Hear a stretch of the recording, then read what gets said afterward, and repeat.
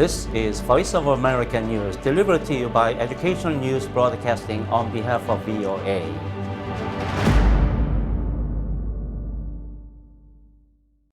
Good evening, viewers. I'm Hae-Sung Lee, a professor at Georgia Central University, and here's tonight's news.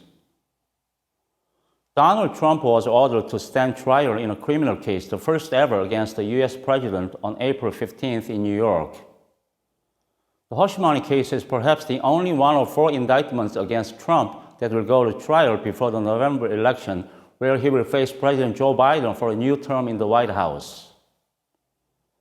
Trump has sought to delay the New York case, but Judge Juan Merchan rejected his efforts to postpone it or dismiss the entirety of the allegations that he covered up a hush money payment to a porn star just before the 2016 presidential election to hide it from voters before he unexpectedly won the presidency. We now turn to news from the United Nations. The United Nations Security Council broke months of deadlock and adopted a resolution demanding an immediate ceasefire in Gaza.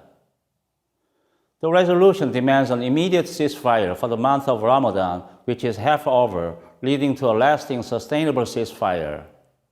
It also demands the immediate and unconditional release of all hostages, the lifting of all barriers to the provision of more humanitarian aid, and the protection of civilians in Gaza.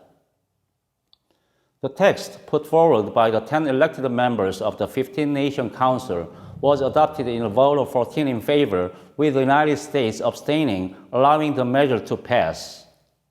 This was the 8th time the Council attempted to agree on a ceasefire resolution, and it was greeted with applause in the packed Council chamber. U.S. Ambassador Linda Thomas-Greenfield said Washington abstained because while some of their proposals were taken into account, the text did not include a condemnation of Hamas, a major U.S. demand throughout months of negotiations in previous failed ceasefire resolution attempts. Moving now over to the Middle East. Hezbollah militants in Lebanon launched rockets at northern Israel in retaliation for Israeli airstrikes that killed 7 people in southern Lebanon. Israeli emergency services said 1 person was killed by a rocket strike in the border town of Kiryat Shimona. The Israeli military said its strikes in Lebanon targeted a military building, killing a member of the Al-Jamaah al-Islamiyah militant group who had promoted terror plots directed at Israel. AFP cited an Al-Jamaah al-Islamiyah official as saying 7 people were killed in the village of Hebriya.